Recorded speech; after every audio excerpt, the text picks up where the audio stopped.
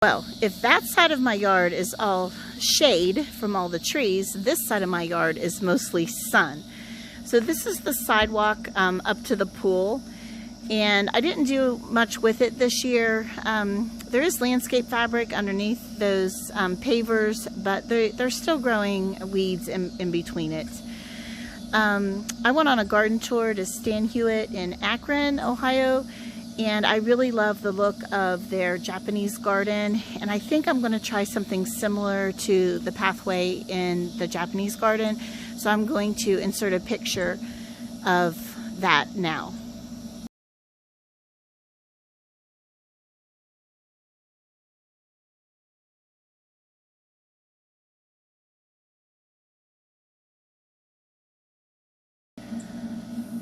So I'm thinking I'm going to redo this area, just remove all the sod, space out the pavers, and add that white gravel around the pavers, and that way I think I can make the turn up here a little bit softer, because right now you come up and I had asked my husband if we could break one into a triangle to fit in that spot, and we didn't do it. So it's a really awkward turn as we then continue to the pool. And the sad thing is, I have landscape fabric, you can see it right there, and it's still growing weeds. So I think I'm going to try to make this redo this pathway next summer. I'm not going to worry about it this year. But there's a hanging basket on the edge of the garage, and here's the entrance to my garden. Now, I did a video on planting Zephrine Drouin roses. These poor things on the left and the right of the archway, my goats have gotten out and eaten them twice. So the poor things are nothing more than sticks. Look at this. The goats they must think roses are like ambrosia or something. Twice now. They made a comeback, and then the goats got them again. Inside my garden, this weedy mess is actually carrots. This weedy mess is onions. We've already harvested the garlic out of the center one, and I think the spinach is bolting and on its way out of here. So I think I'm going to remove that spinach and replant. I have some more spinach seeds, so I think we're going to replant that. On the inside of the archway, I planted some zinnia seeds, and so those are about to bloom. Look at that. And these hay rack planters have herbs in them. And on down in front of the chicken coop, there are 3 tiers of strawberries. The top row is not planted yet. I'm saving that for a type of strawberry called Quinault next spring. But the next one down is Merlin's, and they are ever-bearing, so we are still getting these little tiny but very, very sweet strawberries off of there. We'll go over and take a look at those in a second, but here's my garden. Had trouble with germination, so my corn is kind of sparse. The tomatoes are doing great there. We have peas, beans on that far row, corn. Along the edge here are sunflowers.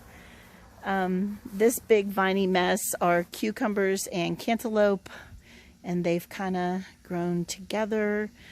These 3 on the end are zucchini, and we've already been harvesting several zucchini. But let me show you the strawberries. These are the Merlins, and they are still bearing. In fact, I ate one off of here today, off of that plant. But they're small, but they're really, really sweet. So I'm enjoying these ever-bearing strawberries. The Jewel and the All-Stars that are on these 2 bottom rows, they are June-bearing strawberries, so they are done for the year. Okay, and there was a huge zucchini under here. Yeah, so that one needs picked. So time for zucchini bread. And so then I have green beans. We had a little trouble with germination right there in the middle, but then those 2 rows of green beans are doing great. Over here are 3 blueberry plants. 1, 2, 3. These type are New Jerseys. In the past, I've bought little small bushes. These are bigger and they grow huge. So I space them so they have plenty of room.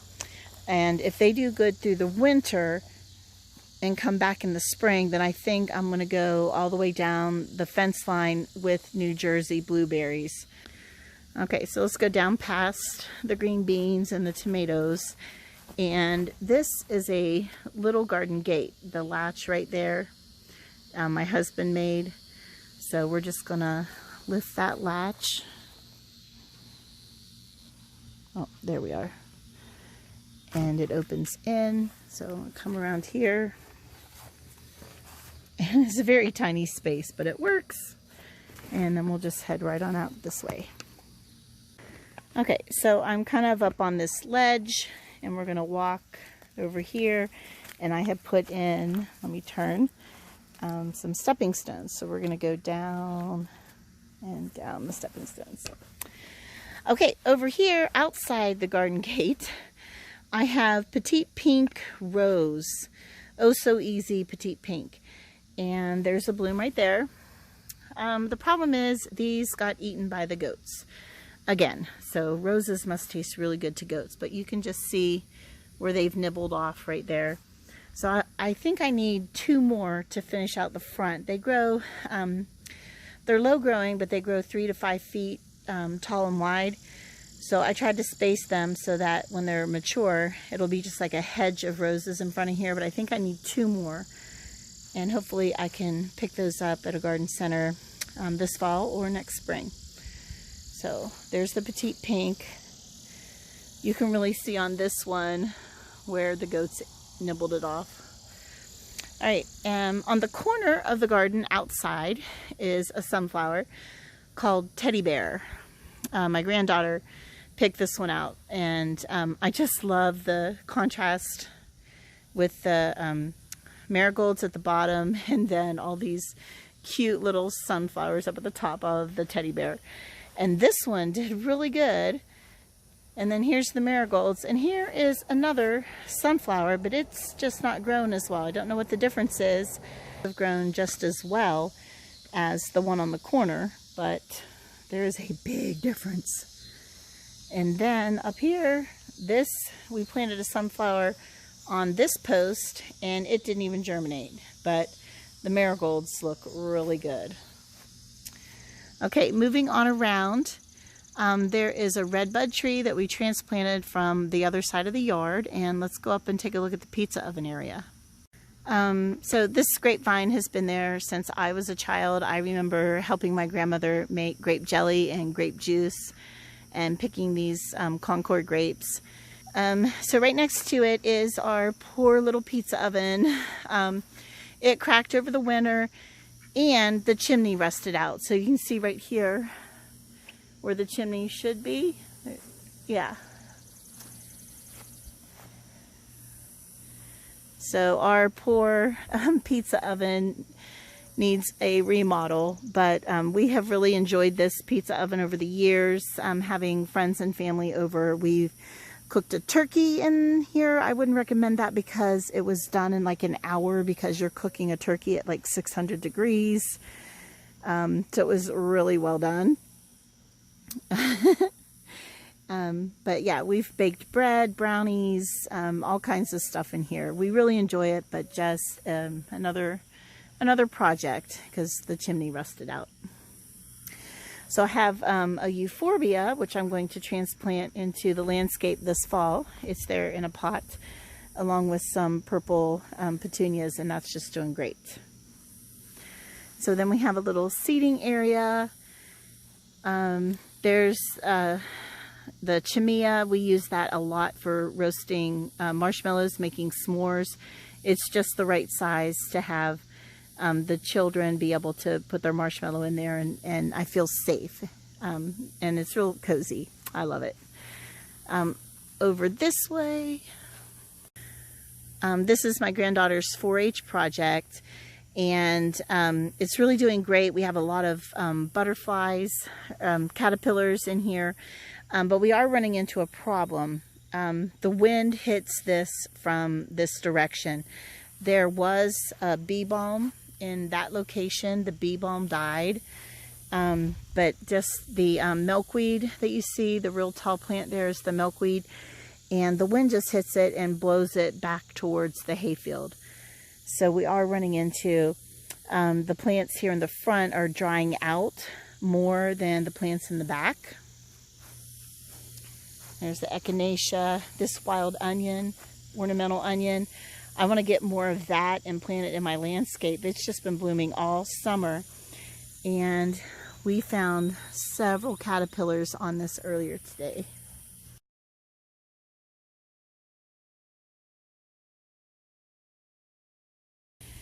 So the plants on the back side of the butterfly garden are more protected, and they stay more moist and are just blooming just great. Look at that echinacea, and there's another ornamental onion. I just love that combination. And then there's the milkweed. And of course, there's my butterfly chair so I can look at the butterfly garden. Love it. Okay, so just over from the pool, we have this air chair, and this has to be my favorite. We attached it with, there's a piece of rubber over the limb. Having a hard time finding a good picture of it, but we put a piece of rubber to protect the limb from the chain cutting into it. And we've had an air chair here for many years, and I just love it. So now we have a green one. On the other side of this ginkgo tree, we have the hammock. And then over from the hammock, we have our goats. Hey girls, what you doing? So there's the mama, that's Sugarloo. And the one in the middle is Gimpy. When she was born, she had wimpy kid syndrome, and she couldn't retain her body heat, and she was shaking. So we looked up her symptoms, and wimpy kid, took her in the house, put a heating pad on her, and then we put her in one of those little dog coats that warm up those little pocket dogs in the winter. And she wore that for a while just to help her till she could maintain her own body heat. And then we called the vet and told the vet what we had diagnosed and what we did, and the vet said we did everything right. And there's Gimpy. She has the really long ears right there. That's Gimpy, who had wimpy kid syndrome. And then this one in front is Candy Cane, and she's a little bit more shy. Sugarloo, the mama there walking back and forth, is the kind of goat who will get in your car and go for a ride with you. We've shown her at the fair, I think 5 years, and she's very friendly, almost to the point of being obnoxious. And one time, my daughter's grandmother came to pick her up, and she left her car door open, and Sugarloo got in the back seat, and the grandma started yelling, "There's a goat in my car! There's a goat in my car!" And I said, just open up the door on the other side and she'll go right on through. And that's what we did, and that's what she did. So I want to show you this really creative, oh, look at all the bugs. Jeez. I want to show you what my husband built for their goat shed. It's like a ramp, but they can get all the way back inside of that. And then goats love to climb and be up. So they have that spool right there, and there's their house that they sleep in the winter. And they can also go up on top of that. And then this right here is a bridge between two more spools. And if I would have caught them just a few minutes earlier, they were all three up there on the bridge. And so then this is their pasture. And then way back there, because goats like to play, and the kids like to play with the goats, we have a platform, and my husband attached, that is the very first tree house that my children played with. So that thing has to be like 30 years old. It's an old Little Tykes house.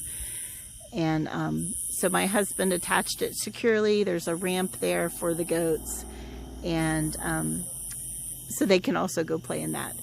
So this is our goat pasture with their goat house, the spools. and our goats. It was getting too late last night to finish filming, but there they are. They love to be up high. Hi, girls. Good morning. All right, so we're going to go over and continue the tour over by the duck pen. So walking back up towards the air chair, there's our sandbox, and I just put the picnic table up there so we could mow. Just to get it out of the way, but there's the sandbox.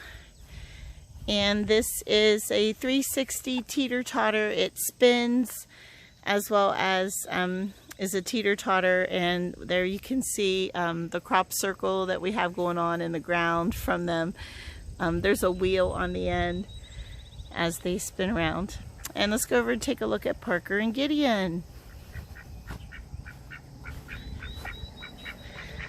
This is Gideon, our male duck. He's starting to get a little bit dominant with Ainsley.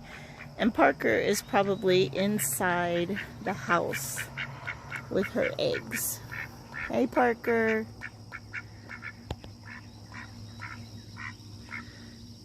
You can almost see her in there. But she's sitting on her nest, so we're just waiting to see if anything hatches. But yeah, this is our duck pen. Parker and Gideon. So there's the setup for the food.